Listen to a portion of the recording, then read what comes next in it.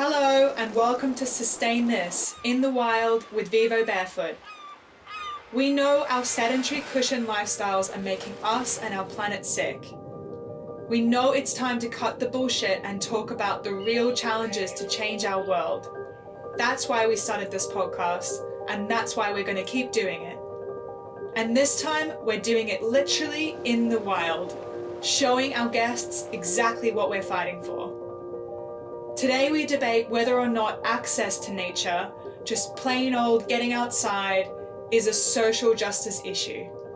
Is it fair for us to tell people to reconnect with nature when they can't get to it? Or didn't grow up in it? Or did and still take it for granted?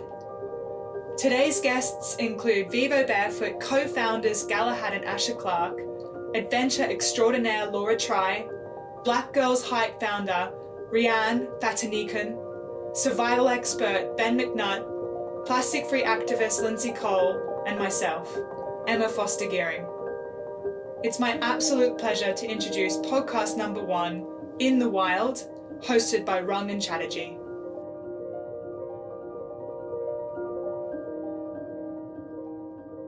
So, we are currently sitting in a socially distant campfire, which I've never done before.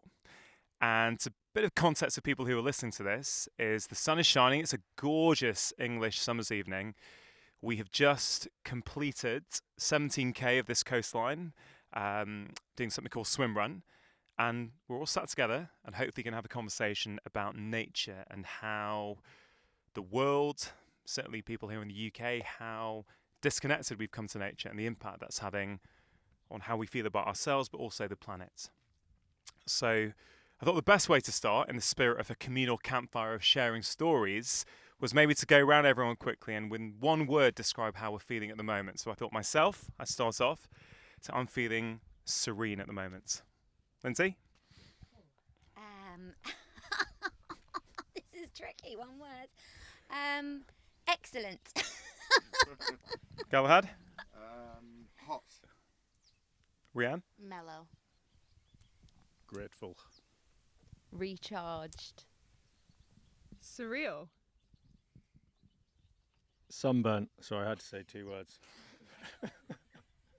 Well, actually, this is the first outdoor podcast I've ever recorded, and probably the only podcast where I think I'm going to tan whilst I actually have the conversation. So I'm sitting right in front of the sun. So, I think those answers there really kind of say it all. Really, how nature makes us all feel, and from calm to serene to sort of energized. It's incredible, these emotions. And so I think let's sort of try and explore that. As a doctor myself, I have seen countless times that nature has improved the health of my patients. We've got plenty of research saying that being in nature improves our mental well-being, physical well-being, psychological well-being. And there's all kinds of movements like park run, which are going on there to really try and get people out together in community, connecting with nature, which I think is incredible. Galahad, I thought I might start with you. That with your company, you very much put retreats on. You encourage people to get back in touch with nature, and by doing that and by taking so many people through that, what have you found? Well,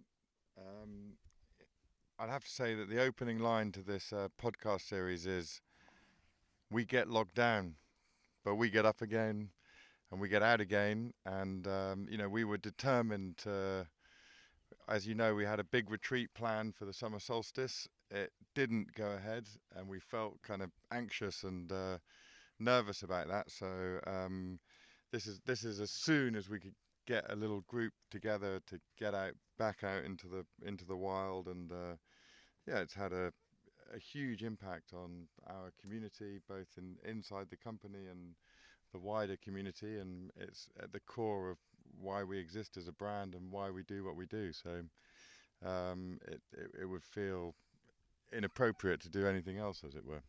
Yeah, no, for sure. It's really interesting, around this campfire, thinking about what we've just been through, and if I think back to just thinking about it before 13 months ago, I came to the stretch of coastline for the very first time, and with the encouragement of all you guys, stepped outside my comfort zone and never been in the ocean before, never swam it, never swam in open water, and then ended up completing a swim run event, feeling absolutely incredible, completely changed my outlook on life in terms of how I view nature, how I view the environment. And I think, the environment I think is super interesting to talk about in this sense that if we're living lives that are disconnected from nature, does it make it harder for us to actually care about the environment if we feel as though we're separate from nature? We truly believe, and I make a little pitch for the shoes, that the more you feel it, the more you're in it, the more you're going to look after it, and hence that connection is just part of what Vivo Barefoot stands for, and we believe that passionately, that just when you start wearing the shoes and you just start feeling, we all stand on this one earth connected by 2 feet, and when you feel it, you feel global warming, perhaps you feel the textures, you feel what everyone else is feeling, and you want to protect it when you understand it more. Yeah. Rhiane, this is your first time to this stretch of the country, this coastline? Yeah. So yeah, I was really struck during the event today and thinking that so few of us in society have access, or certainly perceive that we've got access to gorgeous nature like this. Do you think access to nature is a problem in society, and do we need to make more effort to make it more widely available to more different communities? Yeah, I do think there is like a chronic lack of diversity in the outdoors, but I think that I think geography plays a big part of it in the UK, and I think that the way people are raised, so you're not necessarily, I wasn't raised to be like an outdoors person. I did do sports, but it was more like athletics and netball, so and I don't live anywhere near the coast, so it kind of wasn't like on my radar to be doing this kind of stuff. And I suppose that people are really disconnected to nature. And like you said, if people don't feel connected to it, then they're not going to feel like they need to actually look after it. So the idea of Black Girls Hike is to encourage people to explore more of the outdoors, but also give them the opportunity to explore different parts of the outdoors, and hopefully that they'll then be able to reconnect with it. Yeah. I mean, it's interesting you're sort of talking about different, groups and actually what you have access to growing up. So that's what you consider your norm, right? And that's certainly something very much for me that I shared with Galahad last year when I came on this retreat, that I'd not really been to a part of the country like this. I didn't know there was places like this in the UK. I didn't, my parents were Indian immigrants to the UK, and they weren't concerned that their top priority wasn't getting us out into nature. It was to try and get us to do well at school so we could have better opportunities than them. Is that something that you would resonate with? Yeah, this is something that I was actually having the same conversation with, because I was saying that, like, as descendants of immigrants, like, coming over here to, to like have hobbies and pastimes, it's not really like what your parents are thinking. Your parents are like, just go to school, study hard, that kind of stuff. They're not like, oh, go and find a beach and learn how to swim in the sea. It's just not really on their agenda. Yeah, no, for sure. I agree with what's been said so far, in the sense that when you are within nature, when you experience nature, it's very hard not to then care about nature and care about the environment. But if you live in an urban environment where you don't access nature much, even recycling and looking after the environment can seem something that just is not relevant for you. Lindsey, I believe you're quite passionate about sustainability, and that it's a real privilege in many ways for us to even think about it in the first place. Yeah, absolutely. So I was in Bali free diving, and as I came up, I felt a sting to my hand, and I thought it was a jellyfish, but it was actually a small piece of plastic. And I was surrounded by loads of little bits of plastic. And I thought it was really sad that here I was in Indonesia, miles from the coast. And then I thought, actually, Britain's not much better. And I like to do adventures. So I swam the length of the River Thames as a mermaid to try and highlight our plastic pandemic. and had a giant mermaid sculpture. And so all the plastic that we found, we put in her. Her name was Samantha. It was more. I get quite passionate about things and quite sad and frustrated, and it was sort of my way of doing something. And I think sometimes just doing your own little bit can draw attention to it. And then there's loads of things that you can do or change your habits, your daily habits. So I think when you're young, you always want to go shopping and buy whatever's cheap. Whereas now I might buy things that are a bit more expensive and buy less, or go to a second-hand charity shop. Or if I want to eat meat, I will never get cheap meat. It'll always be, I'll see it as a privilege. I'll buy meat where I know where it's come from. So I sort of think more. But you're right, it's a privilege to actually think like that. Yeah, for sure. And then I guess the follow-up then is, what do we really do about that? Because there is huge inequality in society. That's the way it is, and I suspect it's going to get worse after COVID, after lockdown finally fully releases, and when we get back to the harsh reality of what's happened. Given the pressing concerns for the environment, I mean, how do we tackle it? How do we get everyone to care? I don't know. I swim outside quite a lot, and during lockdown, or as the ease happened, and when the sun was shining and it was nice and hot, there were litter bins with rubbish like sprawling around it, and it was in water as well. So I think it was a lot of young people. It's a lot of people who thought, oh, it's really hot, I need to go and jump in water. And then they have a little party or picnic and just get up and leave all their stuff, which I find baffling. How do you arrive somewhere carrying all this stuff and then get up and leave without it when you finished? I don't know, because I remember as a kid we talked about litter bugs. Litter bug, pick it up and keep Britain tidy. So we've always had it in our heads, or talked about keeping looking after the environment. But I think it's important to try and get the message out for people to care. So talk to kids, families, or adults are the main culprits, I think. But I mean, certainly as a parent myself, I think we can have a huge influence on our children by the way that we act. If your kids see you doing things a certain way, they're absolutely much more inclined to follow them. I've said this before, but I think as a parent, the number one thing I've learned is that kids will do what they see you do, not what you tell them to do. Yeah. And I think that's one way that the parents can do this. But you mentioned you see people coming out and enjoying nature, and these littermans are overflowing. I mean, something I'm passionate about is that I don't think we change things by talking down to people. Yeah. We really need a level of compassion and understanding as why does that person not care for something that's, when you are tapped into it, it's so obvious what's going on in that person's life where they feel that disconnected. It's like, well, yeah, so what that my crisp packet and my can is on the floor? So what is someone else's problem? And I think there's something so beautiful about what we're doing now, which is we are together around a campfire, connecting. And I guess that's the thing that's missing, right, in society on so many levels, that we don't feel connected to the people around us. And I think doing things in nature, certainly looking at all of us now, I think we feel, all of us didn't know each other well before we started, but I think we all feel we've got a deeper connection. Would you guys agree with that? From actually sharing that experience together? Mm-hmm. Yeah.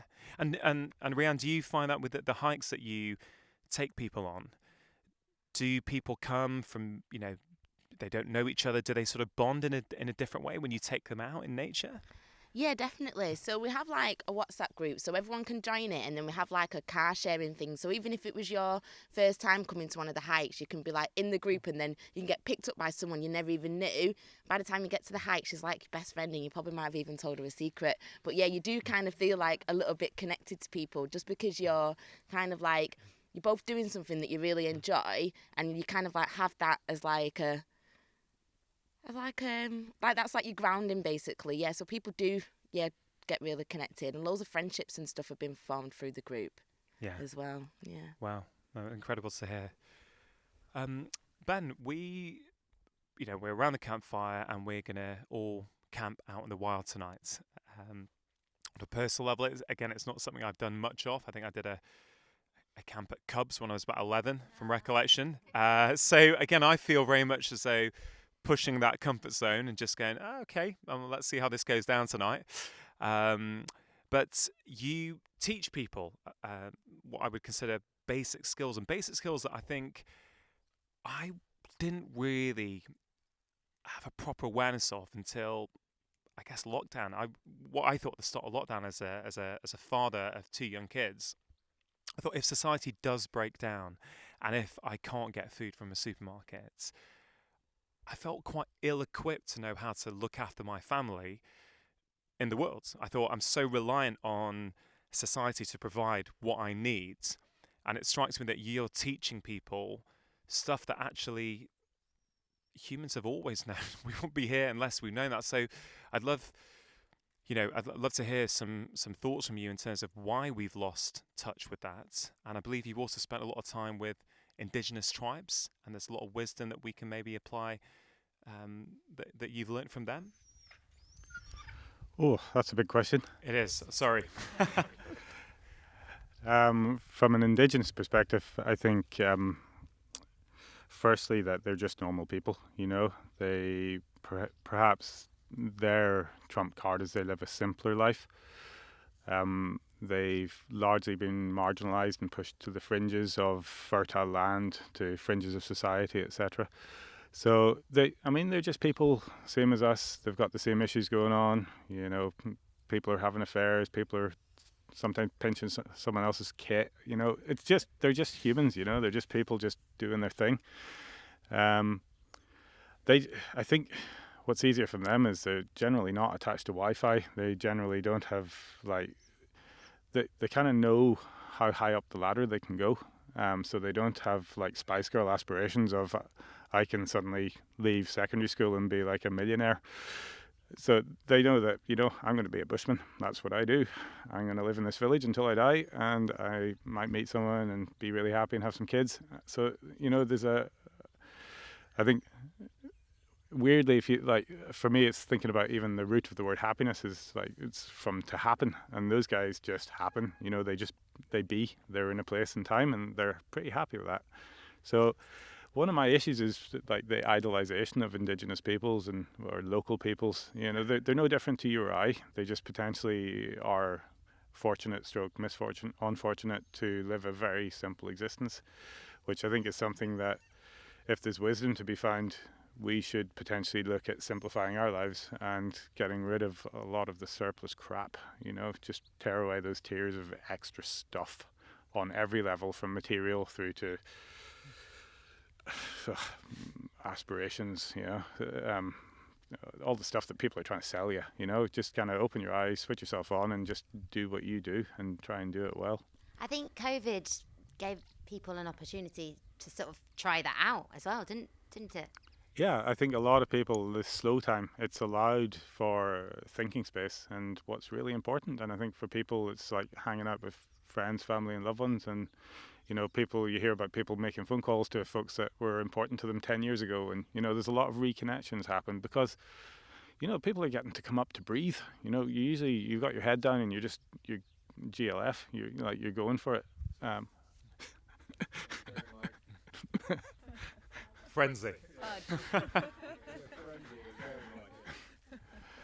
Would you say, Ben, that I think what you said about Wi-Fi and the internet and the kind of expectations we now have in terms of what we could possibly achieve, and therefore if we fall short of that, we're somehow failures and we sort of feel disillusioned with ourselves and where we fit into the world. I also really like that idea that we idolize them and they're no different from us. They're just people trying to get by and trying to spend their days and weeks on this planet getting through, right? when we read about them, we hear about campfires and that the evenings are connection time. So, whatever happens in the day happens, but in the evening it's sort of down tools. You get together, you share stories as connection.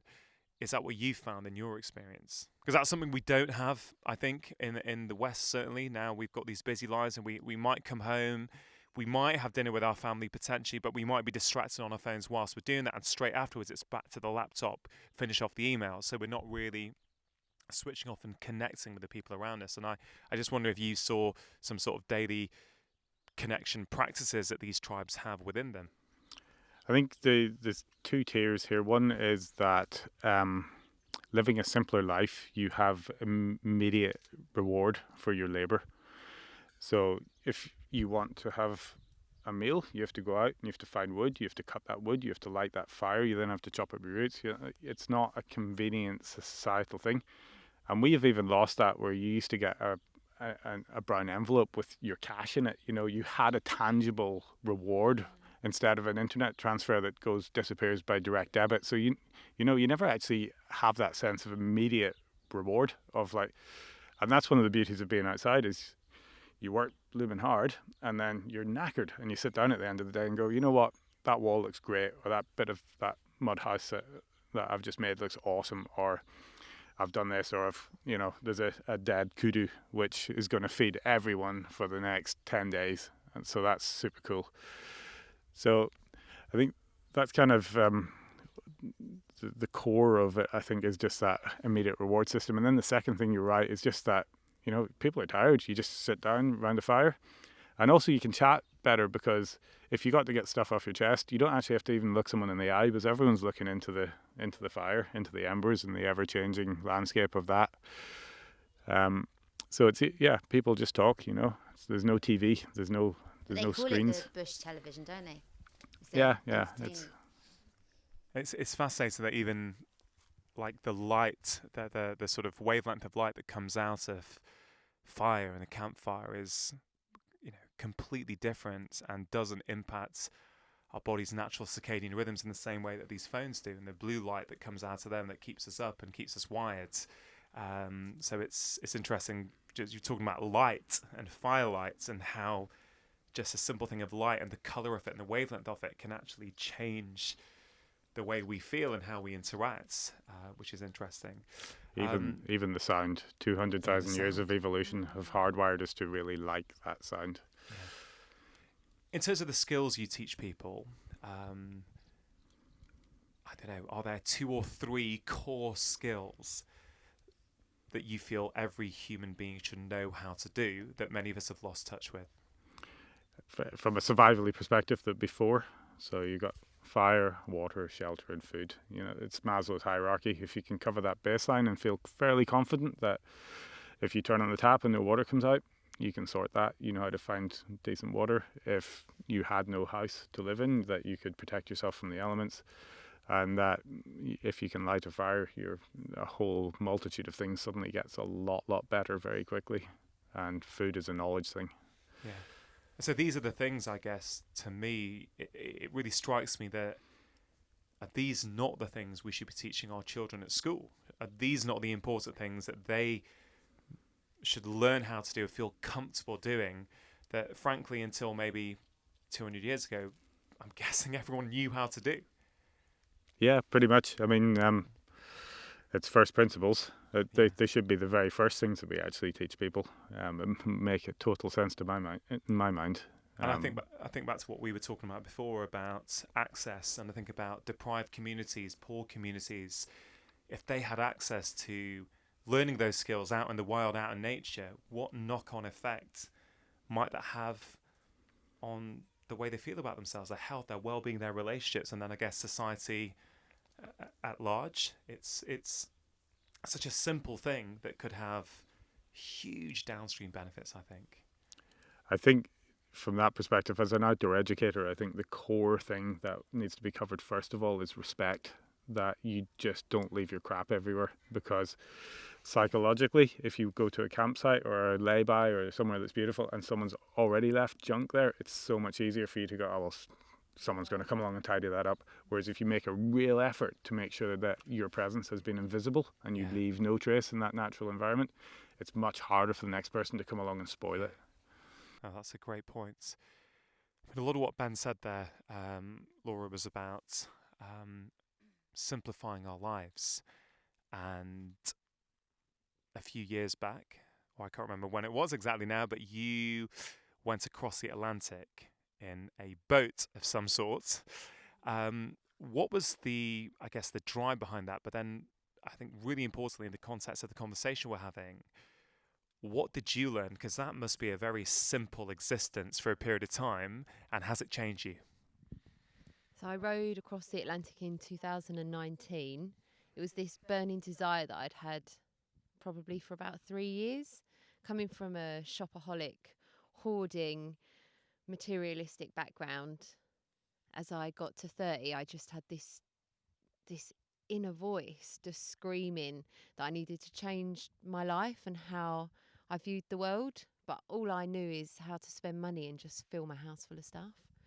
So I just started getting rid of all of this stuff and also getting outside more.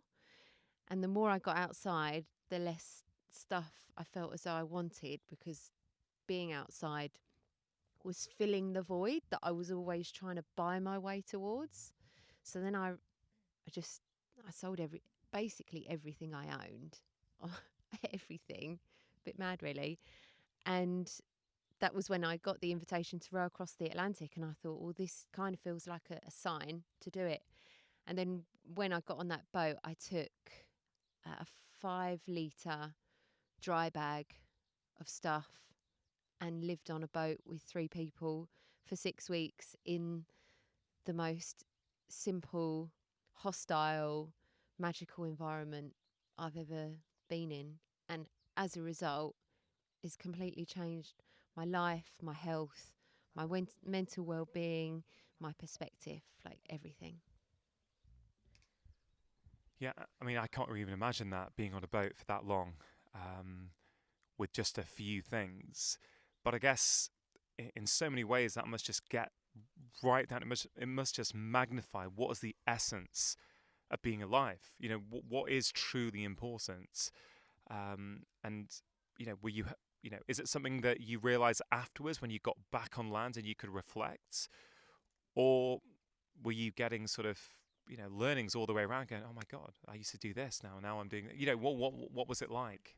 As soon as we left Spain to row over to the Caribbean, you get that instant feeling of relief, as in you've got no mobile phone, you haven't got to call your parents, which of course I love doing, but sometimes it's always on your mind. And like didn't have to do my laundry, didn't have to do emails, there was nothing. So as soon as we rowed away from the Spanish island, we got that instant feeling of this minimal life. But the more we went on, the more we all just stripped back like an onion, the layers of this onion, and we just became the human beings right down to our DNA. And going back to what Ben said, the only thing that mattered was food and sleep and warmth and water. And it was just basically this survival process of just being on this boat and getting over to Antigua in one piece. But it was so grueling, and it was just, in one sense, the most awful experience, because we were so tired. We were rowing for 12 hours a day, sleeping for an hour and 20 minutes at a time. But on the flip side, it was the best experience, because we were just being human beings. We were being animals, just surviving and just living in that moment and not thinking about anything else. Yeah, we are human animals, aren't we? That's what we are. Yet I think we've forgotten that. And there's a certain irony that, you know, what you've been talking about, what Ben's been talking about, you know, food, water, shelter. These are things that many of us now have without any effort, right? So we've got access to the most fundamental things that is required to be a human, but we don't have to put any effort towards that. And it really, I'm very much hearing that maybe if we had to put in effort, It's really difficult, isn't it? Because on one hand, we've never been this safe, many of us as well. Do you know what I mean? It's kind of like it's not quite as clear cut. We've had so many developments and people are safer, let's say, in so many levels, but arguably unhappier and more unfulfilled. Do you feel you're a different person this side of the row than before it? I wouldn't say it was just the row that changed me. I would say it was probably 5 years of adventure and challenges and fitness and being outside. And it's the accumulation of it all. The row, I think, was the tipping point. I'd probably go as far to say I was a completely different person. And I definitely got a different brain. When I stepped off, a few days later, I said to someone, I think it was my dad, I feel like I've got a new brain. I feel like I've been given a brain transplant. Because before, when I got on the boat, I felt as though my brain was this grey, shriveled up, manky old lump in my head. And then when I got off the boat, even though my body was shriveled and sunburned and all my muscles were depleted and I'd lost weight and was hideously tired, my brain felt like this big, massive pink fluff that it just really felt like someone had given me this brand new brain, which seems quite drastic, 43 days out on the Atlantic. But it was the biggest medicine I've ever had, because before that I feel as though I had a bit of a messy brain. Yeah, really, really powerful. And this is something we were talking about on the swim run today, this idea that you were saying, I think, that many people have experienced some degree of what you experienced during lockdown. Yeah, I think the majority of people in the world would have experienced to some extent what I experienced on the boat, whether it be locked in your house with your family, locked in your house by yourself, or with your housemates. Whatever way you look at it, there would have been some element of frustration, loneliness, anger, confusion, which is everything that we felt on our boat, because it was 8.5 meters long by 1.5 meters wide. There was 4 of us on the boat. We wouldn't see anyone else for 6 weeks. We couldn't go anywhere. We couldn't escape it. That was exactly what we felt in our house during lockdown. And so many times I would draw upon that experience and think, you've been here, you've done this. But actually, we was in lockdown in the UK for 12, 14 weeks, way longer than I was out at sea. So everybody, I think, just did incredible. I hope that people really give themselves credit for what they've done, because it was really, really hard. And hopefully people have learned some mini experiences like I experiences out on my boat. Yeah, it's really interesting thinking about the lockdown experience, and I agree. I think many people, myself included, I think many people here have all had personal realizations during lockdown about what is truly important in life, how they wish to spend their time. And I think, of course, for some people it's been incredibly challenging. They're, key workers and people who've been put under economic pressure completely recognise that. But for many people, it's really allowed them to live a different style of life. And, running went through the roof at the start of lockdown, and walking outside and, getting into nature is something that I think many people felt drawn to do, which I guess just shows just how powerful the drug nature is in terms of what it can teach us. Ashley, we've spoken a little bit about comfort zones today, and this idea that I feel over the last year or so I've very much pushed myself out of my comfort zone here in nature, here in the ocean. I think many people also sharing similar sort of experiences. Do you think comfort is a problem? Do you think we've become too used to being comfortable, whether it's in how we live our lives, or even, looking at us now, it's like half of us don't have any shoes on, some of us do. Like, is comfort a problem in so many different levels of our life?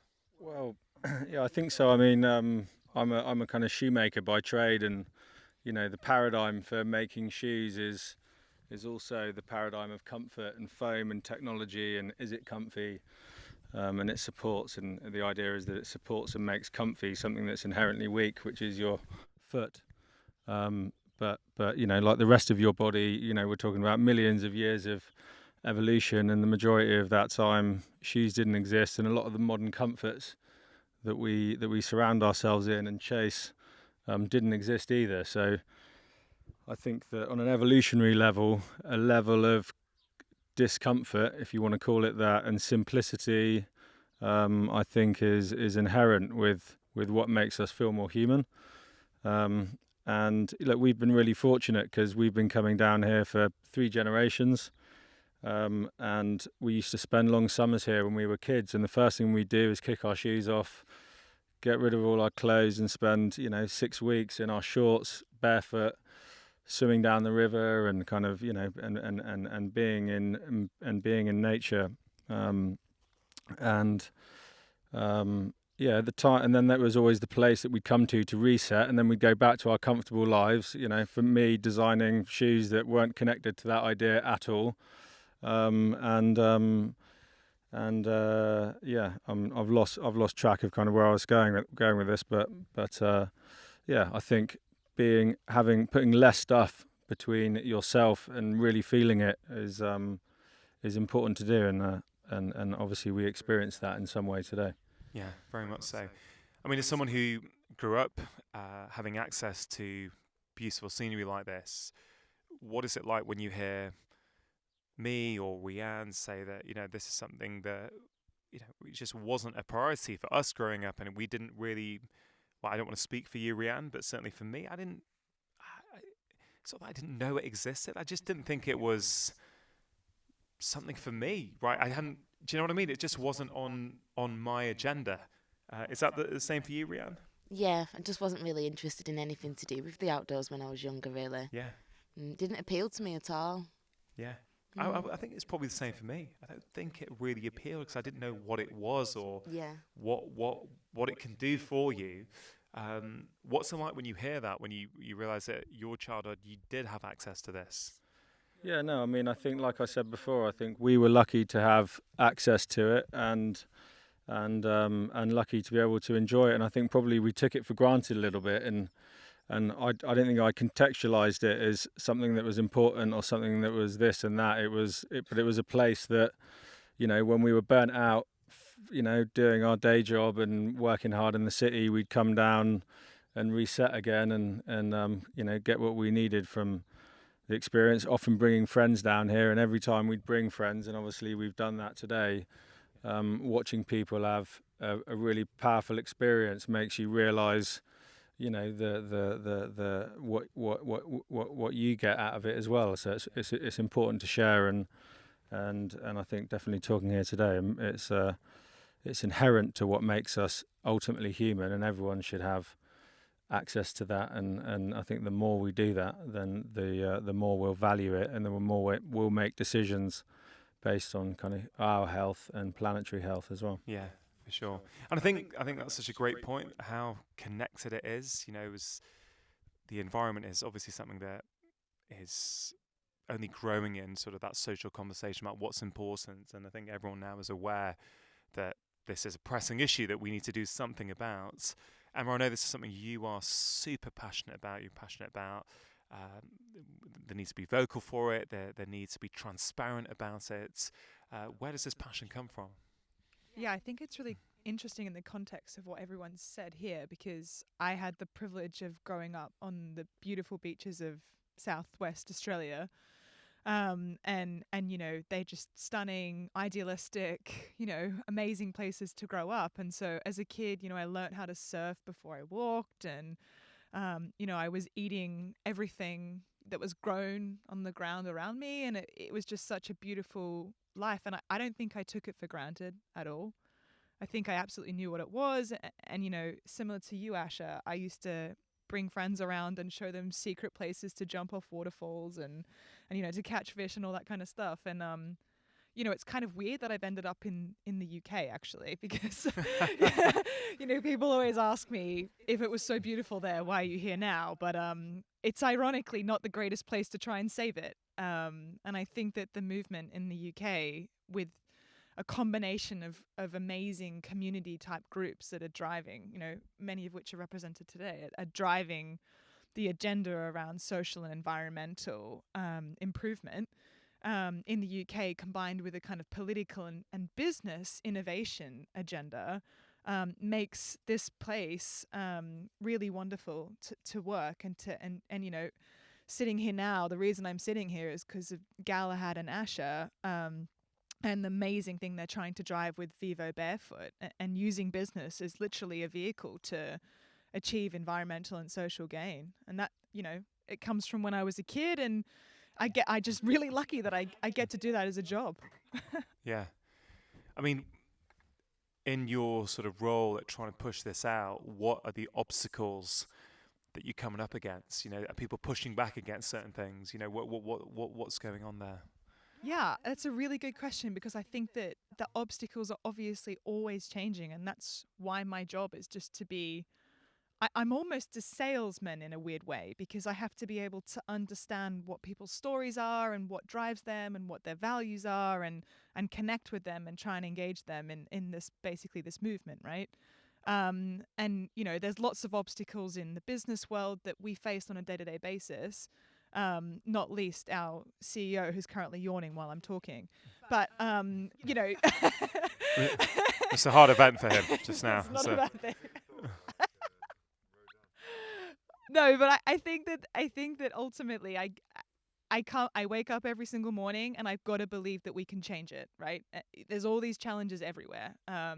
You know, from saving the climate change issue to plastic waste to, you know, Black Lives Matters, which we've seen, you know, fundamentally change the kind of fabric of our society in the last couple of months. You know, I need to be able to wake up tomorrow morning and believe that together we can change this. Yeah. I mean, I think one of the most important things you said there, or which really grabbed my ear, was that you need to understand how to connect with people and what are the stories to tell them. And that's something I'm really, really passionate about. It's about any kind of change at all, whether it's like what I do for a living, which is see patients. And I've always said, and when I teach doctors, I say the same thing: connection first, education second, because human beings have a need to connect. We want to be seen, we want to be heard. And it's like we were saying about litter before. It's no good, I don't think, in terms of for long-term change, telling someone off for doing that. I mean, and there may be different views here about that. I think we have to really come from a place of compassion and understanding first why they're doing that, connect with them, then they're open and receptive to actually what you may have to say. And you also mentioned stories, and I think climate change, I think the environment needs a better story, because humans respond to stories. We're sitting around a campfire where people often would exchange stories. Stories are what, you know, I don't think it's facts that change people's minds. It's story, it's connection, it's emotion. It's when you connect with our hearts. That's, I think, when change happens. And so certainly, as I say, in my experience with patients, but just talking to the public, I think it's about stories. And, you know, what would you agree that sustainability and the environment needs a better story? 100%. Yeah. I mean, no one knows what I do for a job. And unfortunately, the word sustainability itself has been used to describe now something very, very different to what it means. I mean, the literal meaning of it is to protect the resources we currently have for future generations, to not overuse our resources, to not damage us, ourselves, our health of the planet, people, so much so that future generations can't benefit from all the things that we've had access to in the past and the beauty that is our planet and our people. And I think I'll throw the question back to you, because you last year were here doing a swim run, which was massively out of your comfort zone. So my question to you is, where's that balance of like someone saying to you, hey, we can do better, or hey, you can do this, and the comfort zone, right? Because I think that the education piece, connection before education piece, is absolutely correct. But where do you kind of go on that sliding scale of kind of asking and kind of getting people to move outside of their comfort zone towards a more educated, a more passionate, a more active position? Yeah, especially, I guess, when it's such an urgent problem. Yeah, I mean, I guess what I'm hearing there also is, can we wait have we got enough time to just use the compassion approach, or do we need a more sort of didactic approach? I think it's tricky. I guess I don't have the answer. I guess I don't find that the didactic approach works very well. I think, I mean, I'll give you an analogy. If I have a patient coming to see me and I want to help them make some changes with their lifestyle, I can tell them what to do and say, if you don't do this, this is going to happen. And I may have tried that when I was, early on in my career. And I found that people would do things for a week, 2 weeks, because they've been told off, they have to do it. But then it would go away because there was no connection to it. Whereas when I take the other approach of spending time really connecting and understanding first, and then bringing in the education piece, they do it for months and years. And so I think maybe it's things that like what you do, Rhiane, in terms of, I think the way to fast track it, bringing it back to what this whole conversation is about, is to get people in nature. Because when you are in nature, so that's what I found, you can't help but care about it. If you spend time in nature, yesterday I was swimming, and there was 2 bits of plastic there, and I picked them up, put them in, and I took them out of the ocean. Now, I'm only saying that because I don't honestly think I would have done that a couple of years ago. Like, I think I would have swum past it. It's almost embarrassing to say that now, but I think I probably would. Like, I wasn't in the ocean 2 years ago, but I don't know, something has shifted in me, and I will put it down to that swim run experience I had 13 months ago, because I saw the world and I saw nature in a completely different light through a brand new lens. And so, I'm passionate about these kind of social prescribing interventions like park runs, where you get people in, all kinds of different communities out together in groups. I think that's the other powerful thing. I don't think we should be asking people to do this stuff in isolation. It's too hard. Like, I think if you really want societal change, sure, we can do our little bit ourselves. But this is where I think business comes in. It's like, how do you make it easy for people? How does everything start working in the same direction? So, I get it. You probably need a bit of both. Yeah, I was just about to say that. For me, it feels like a lot of both, because if you take Extinction Rebellion in the last 12 months, love them or hate them, they've changed the movement. They've got a lot of people interested that weren't previously, and I think that, Asha could probably talk to this a bit better than me, but I came into Vivobarefoot like a bloody wrecking ball, and I made some friends and I lost some friends, but you can't argue that we didn't change course, right? And so I think it's both. I don't think you can be disrespectful, and I totally agree with you there. But I do think that for business to change, for the system to change, for culture to change, for politics to change, we have to get really angry, but together, if that makes any sense. Yeah, for sure. Did you want to add anything there, Asha? I think. Oh, there's my microphone. The goat doesn't want to add anything now, Billy. So there was a goat trying to join the podcast at the moment for people listening to this. I also think kind of, I was chatting with you about this earlier. I think kind of,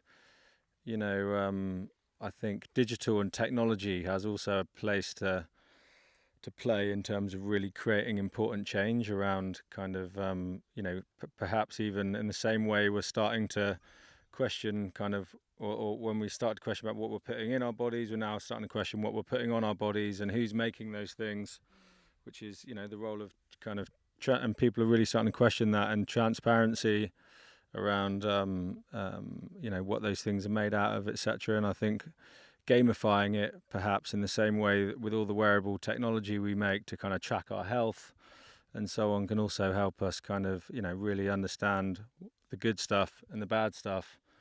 And I think that's going to be really important to use technology in a healthy way, both to connect with each other, but also to help drive positive change on a kind of business level, social level, and environmental level. Yeah, brilliant. So We've covered a lot of different topics. I guess nature has been that sort of core theme. So I wonder, without making anyone feel uncomfortable, although we have been talking about comfort zones, I wonder if we could maybe just go round and very quickly one line from everyone in terms of, for people listening to this now, for people who haven't been in nature much or don't really prioritise it or haven't done, and they might feel inspired. I wonder if we can all share maybe one request we might make of people listening. What's one thing they can go and do? So I've been told to go this way, Asher. So is there something you'd say to the listeners of this podcast now? My first bit of nature advice would be don't sit downwind of the fire. Snap. I think mine would be to fall in love with educating and learning more and asking questions. Don't always expect that nature is really far away. I think nature can be really close to your own doorstep. You just need to look for it. Enjoy it, but respect it, and don't leave your crap there. I would just say just be more open-minded about what nature can do for you. I would say simplify your life and step outside your comfort zone. Comfortable people don't become revolutionaries. I would say go on Google Maps and find some blue near you and jump in it. Water. And it will always make you feel good. And there's a lot of it in Britain, actually, more than people think. Love it. And I guess I'd probably finally say, if you don't know where to start and you like a morning cup of tea or coffee, try and go outside, sit in the garden, have it, hear the birds sing. Even that will make a difference, and it will get you on that road to wanting more. Nature is like a drug. I think we all need our daily dose. Thank you, everyone, for joining me around the campfire. I don't know, should we have a round of applause for everyone just to finish off? I don't know if you do that. Thank you so much for listening to this episode of Sustain This in the Wild with Vivo Barefoot and friends. A massive thanks to all our guests today and some serious love for the Vivo Barefoot team behind the scenes making it all happen. Finally, Rangan, thank you so much for guiding today's debate as beautifully as you did. If you enjoyed today's podcast and it connected with you, please share your stories with us on social at Vivo Barefoot or email sustainthis@vivobarefoot.com. I'm your host, Emma Foster-Gearing, and it is always a privilege to bring Sustain This to life. Bye for now, and keep asking the question, should we sustain this, or can we do better?